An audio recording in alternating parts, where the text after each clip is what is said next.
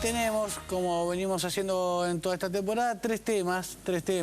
Uno tiene que ver con este informe que una agencia americana publicó sobre la salada. Viene un debate fuerte porque, por supuesto, viene Castillo a defender la salada y viene la persona que mañana quiere ir con ese informe a pedirle a la embajada americana que se metan. En un ratito te lo vamos a presentar. Gabriela Cerruti, repercusiones de esto que sucedió esta tarde, la noticia política del día, se aprobó finalmente el presupuesto.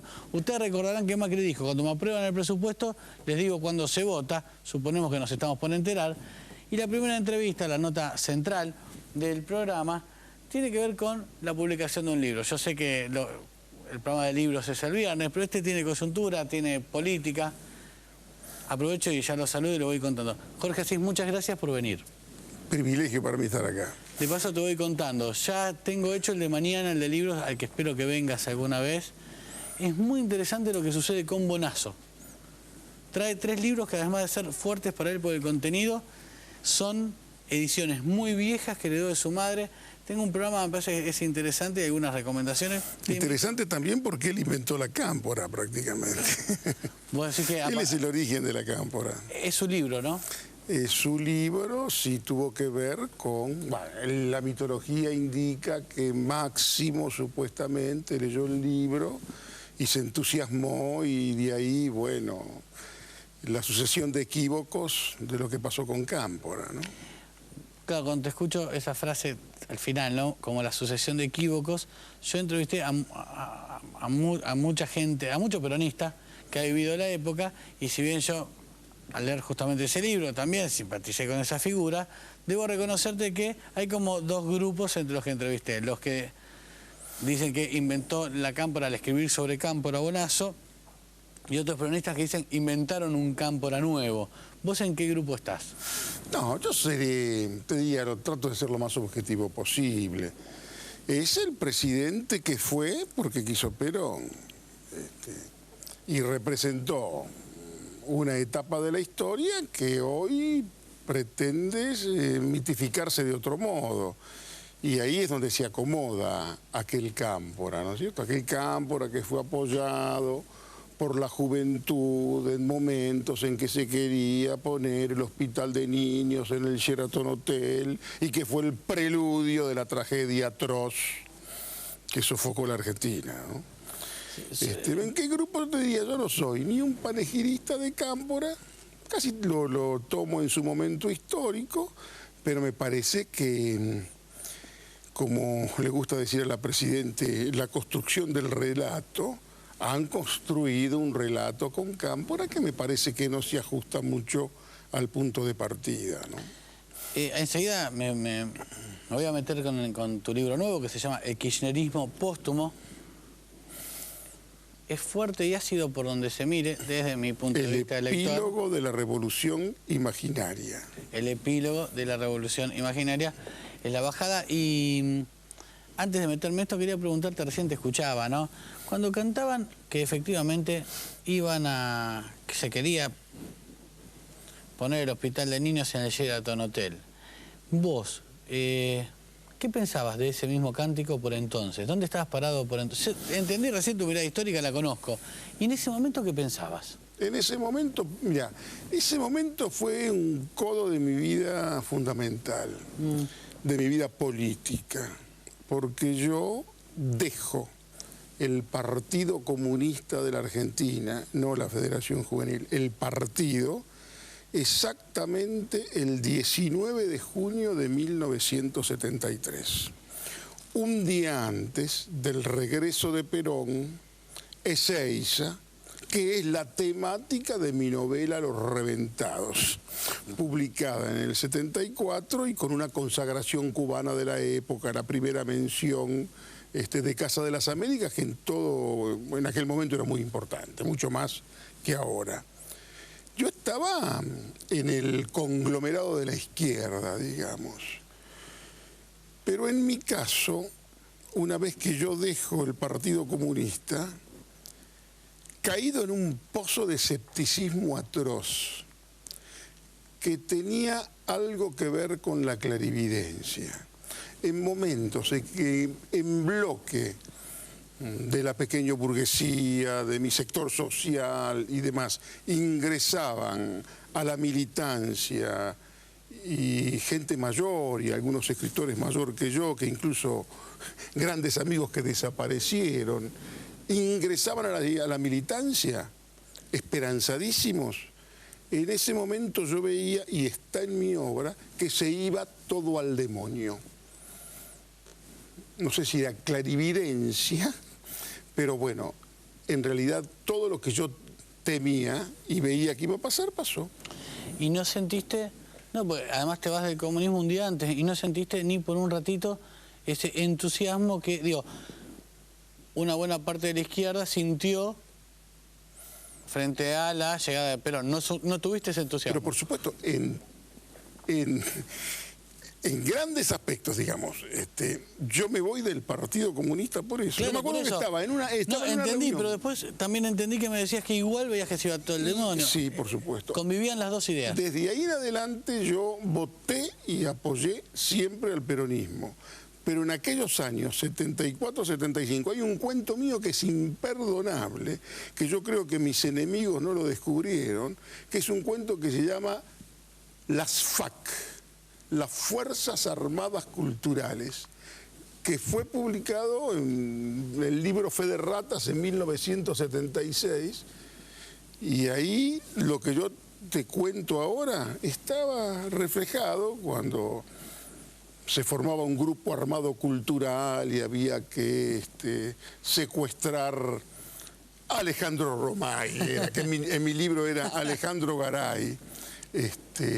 Pero yo ya no era que me lo tomaba con ironía, veía que eso se desmoronaba, ¿no es cierto? O sea, al mismo tiempo que compartías un poquito de entusiasmo y empezabas a votar el peronismo, veías la nube allá, una tormenta, pero, veías la tormenta. Sí, pero en realidad mi libro, Los Reventados, por lo que yo cuento en Los Reventados, que es de 1974 y tiene que ver con Ezeiza, cuando un grupo de buscas, con todo ese fenómeno popular, lo que quieren es salir a vender retratos del general, con ese trasfondo de lo que pasaba. No me acordaba, sí.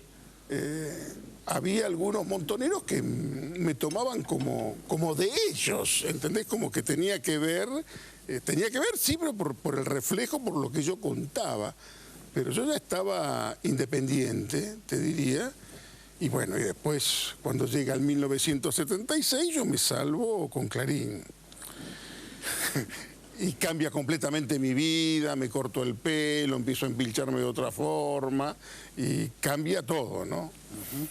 Jorge, pensaba mientras te escuchaba, ¿no?, que muchos libros que escribiste y que efectivamente estaban muy ligados a historias reales, como El Diario de la Argentina, o, nada, pensando en Romay, buscaste otro nombre, pero imaginaste un personaje cercano a ese que alguna vez habías visto.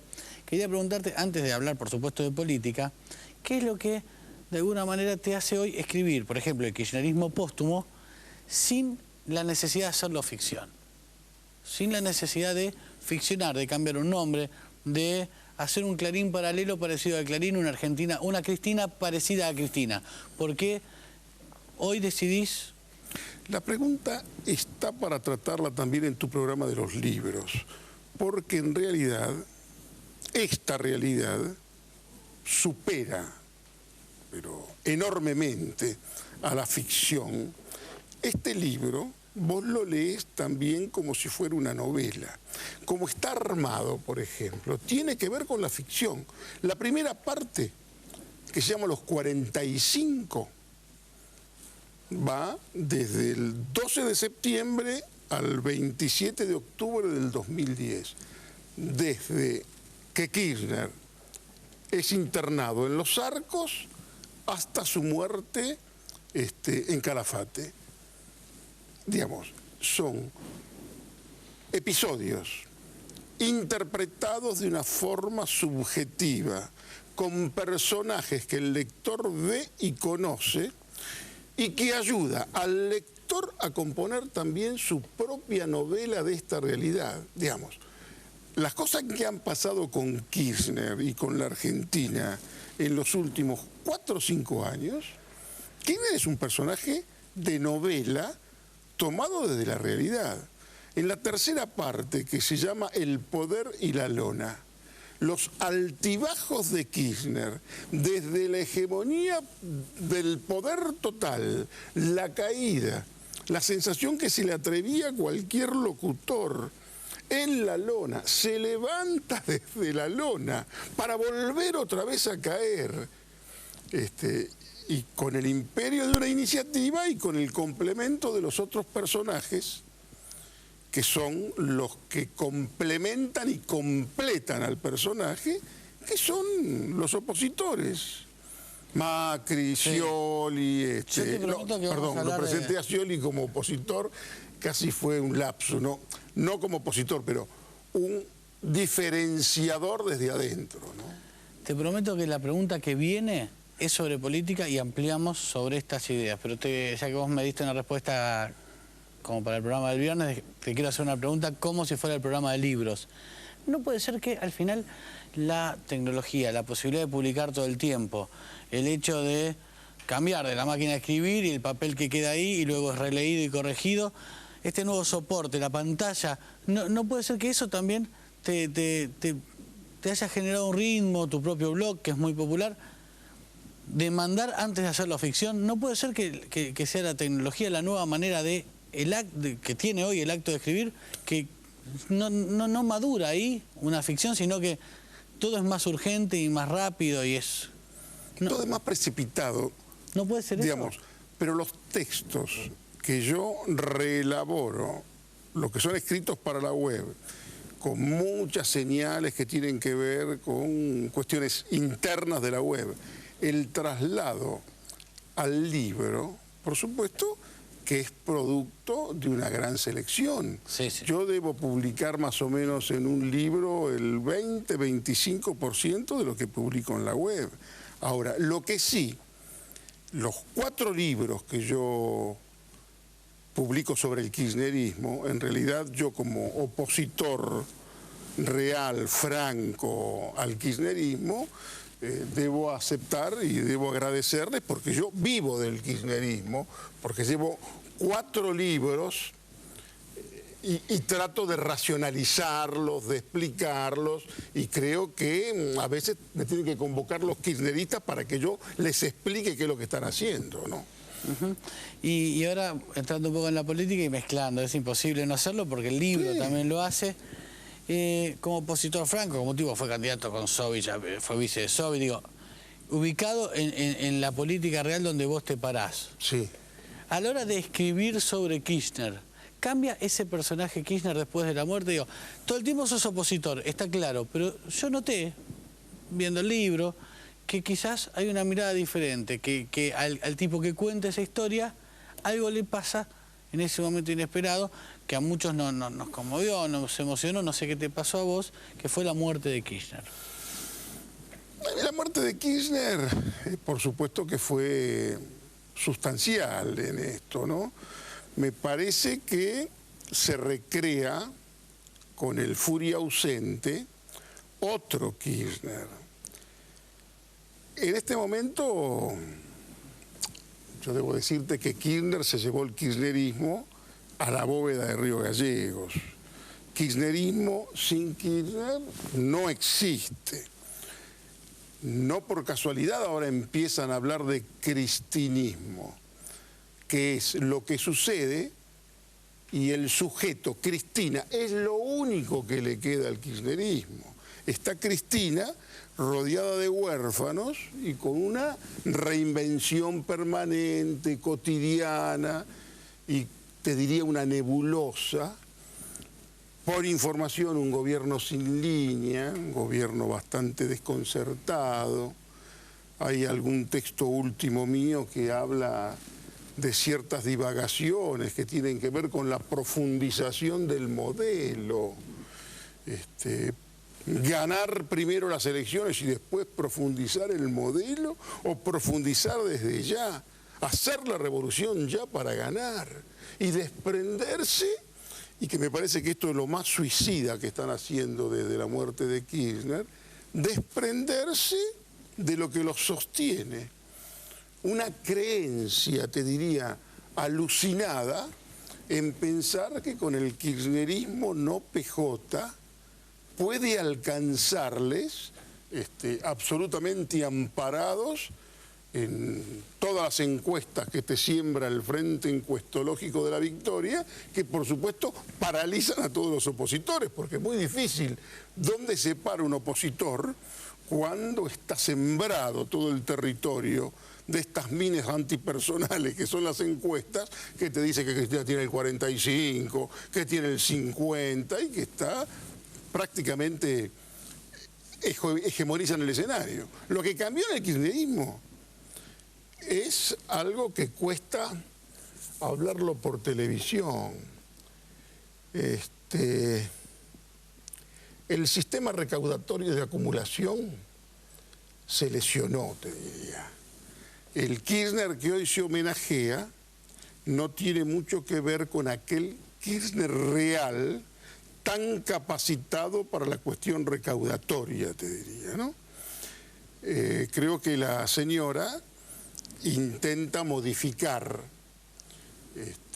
algunos hábitos que venían desde hacía mucho tiempo y bueno, y están en eso. Con la señora, en ese aspecto cambió. Jorge. Un militante te lo diría en la mesa de café de otro modo. Basta de valijas.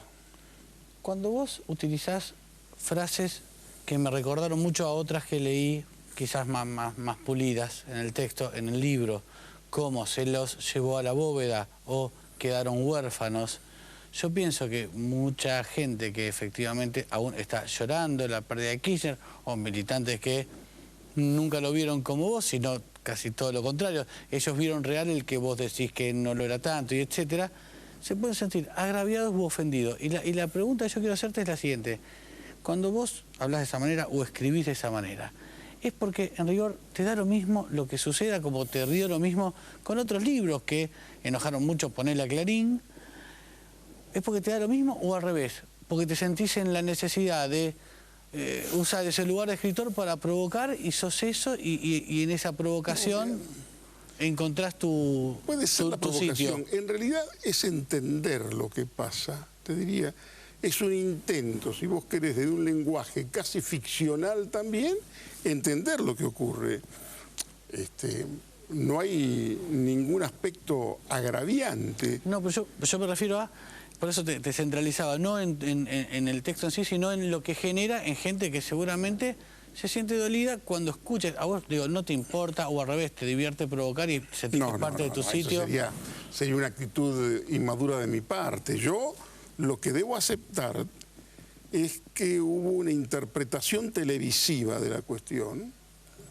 El efecto televisión pública fue muy importante en lo que tiene que ver con el acercamiento de este mito Miguel Cané, el mito juvenilia que tienen tantos políticos, que es la creencia de que le hablan a los jóvenes y que pueden llegar a diseñar un futuro y demás. Yo soy consciente que son muchos jóvenes, y a los jóvenes que tengan algún título, yo les digo, acérquense a la cámpora, pueden llegar a ser funcionarios pronto incluso, porque hay a su alrededor, incluso para invitar a los militantes, lo han hecho a través de internet, han hecho una dirección de correo que decía yo quiero militar @gmail.com, ¿no? Digamos, hubo, y esto sí, me parece que es un mérito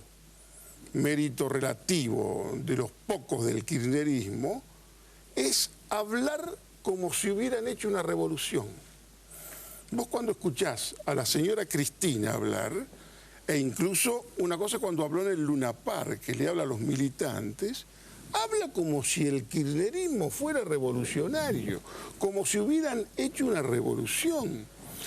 Y en materia de palabra, ella se siente bastante sola. Y en materia de gestión, ¿vos no ves que en algunas decisiones que se tomaron desde el Estado, que en rigor ningún otro presidente de la democracia, digo, sin negar cuestiones más oscuras, ni mucho menos, pero ¿no ves que en la nueva mirada que tuvieron sobre el Estado y en algunas cuestiones de esa gestión haya Rosín, ninguna modificación estructural. Rosín, Soto, ha sido un desperdicio, atroz.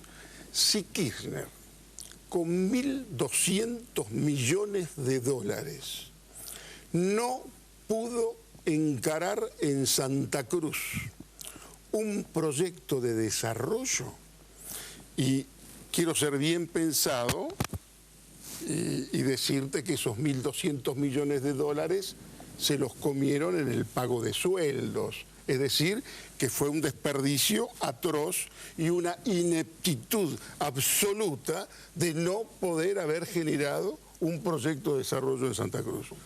No puede extrañarme que hayan perdido la posibilidad de generar un proyecto estratégico de país sólido con un crecimiento como el que se tuvo durante 7 u 8 años. Digamos, yo no quiero tirar tampoco minas antipersonales. Han administrado, pero este es un gobierno mediocre. La actualidad de este gobierno es de una mediocridad superlativa. Queda el discurso de la señora, que te diría que es bueno, yo incluso lo reconozco en uno de los últimos textos. Ella, en materia de la articulación de palabras, casi te diría prosperó. Perdón, me queda de verdad pocos minutos, aunque me encantaría que vuelvas, incluso el de libros, pero a propósito de eso, de los últimos textos, le reconociste también a la presidenta, en el sentido de lo que decías, su actitud frente a la cuestión Vargas Llosa. ¿Es así? Yo leí en Twitter, ¿puede ser que hayas publicado algo? A ver, sí. Ella aportó un poco de lucidez. Ajá. A ver, una mujer que sabe combinar los colores, una mujer que tiene una concepción estética, muy difícilmente caiga en el ridículo. Cayó en el ridículo en el Congreso de Filosofía de San Juan cuando se definió como hegeliana, ¿entendés? Y los gobernadores del peronismo aplaudían, que fue un disparate. Pero ella, que hereda el poder, desde el punto de vista comparativo, te diría, es hasta más elegante, cuidado en las formas, pero me parece que lo que generan es un disparate. Pienso que va a ser, pienso que ella va a cometer el error de dejarse arrastrar por los huérfanos y ser otra vez candidata, porque no hay otra alternativa. Si no es Cristina, el kirchnerismo, que me parece, te diría más, creo que yo le hago un favor a la señora Presidente con un libro, El kirchnerismo póstumo, porque me parece que están muy interesados ellos en terminar con el kirchnerismo y empezar ahora con esta etiología del cristianismo. Bueno, en un ratito viene ¿no? Gaby Cerruti, quizás te lo agradece. Yo no creo que lo vivan así, los que están más cercanos y los que lo sienten de otra manera, pero mira, me quedan 3 minutos y en rigor, de los 24 que hicimos, no hablamos nada de la oposición y abriste la puerta un par de veces. ¿Cuáles son los personajes principales de la oposición que aparecen en el libro y cómo los caracterizás? Mira, yo hablo de 7 samuráis, ¿no es cierto? Eso lo vi. Ahí arrancó Kirchner. Bueno, los 7 samuráis eran Kirchner, Cristina, Scioli, que es el que se incorporó, yo digo que un segmento era el poder, en una punta Néstor, en una punta Cristina, y Scioli hizo un triángulo. Ahora otra vez, en el peronismo es un segmento, muerto Kirchner, Cristina y él, y me parece que Scioli es el principal problema interno, si vos querés, que tienen, y que es un delirio lo que hacen al hostigarlo de esta manera, ¿no? Pero bueno, todo otra cosa. Los otros son los 3 de la Unión Cívica Radical, Cobos, desperdiciado por este rol institucional tan difícil que tiene, que fue desplazado, Sanz, que me parece que es el único que podría alterar algo si es que imposiblemente le gana a Alfonsín, que no creo que le gane, y después la otra dupla, si es que van juntos, cosa que es bastante difícil porque en algunos lados se pudo hacer en Santa Fe, se puede hacer Radicales en otros lugares, y... que es Macri Dualde. Ah, perdón, no, porque en Santa Fe está la Alianza Radical y Socialista. Es Macri Dualde, que porque me parece que Macri le cuesta asumir culturalmente una alianza con Dualde en la capital y en la provincia de Buenos Aires, pero sí se hizo en Santa Fe, ¿no es cierto? Ahora, ¿qué es lo que me parece? Me parece que la oposición no sabe cómo entrarle a Cristina. Me parece que no sabe cómo perforar todas estas minas antipersonales que pone el Frente Encuestológico de la Victoria y la certeza que va a ganar en primera vuelta. Mis números son otros, no les va tan bien, el gobierno pasa por un momento de desconcierto, de falta de política. Creer que la autoridad de Kirchner se puede suplir con Carlos Zanini y Casuriaga, una gran apuesta supuestamente por los jóvenes, que bueno, que yo todavía no lo veo como para suplir aquella otra fuerza que tenía una agenda secreta que ninguno puede reemplazar, porque la agenda secreta de Kirchner, muerto Kirchner, hizo mucha gente más rica, y algunos un poquito más preocupados porque no pueden ir a buscar lo que tenían asegurado, ¿no? Jorge, el libro se llama El kirchnerismo póstumo y creo que hice bien en separarlo de la cuestión de los viernes, que siempre digo yo, es fuera de la coyuntura, es para hablar de literatura, es política pura.